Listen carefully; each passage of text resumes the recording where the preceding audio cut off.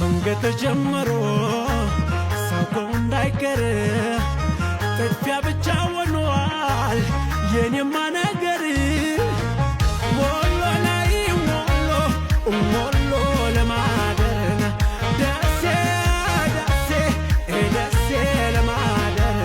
መንገድ ተጀምሮ ሰው እንዳይቀር ጥፊያ ብቻ ሆኗል የኔማ ነገር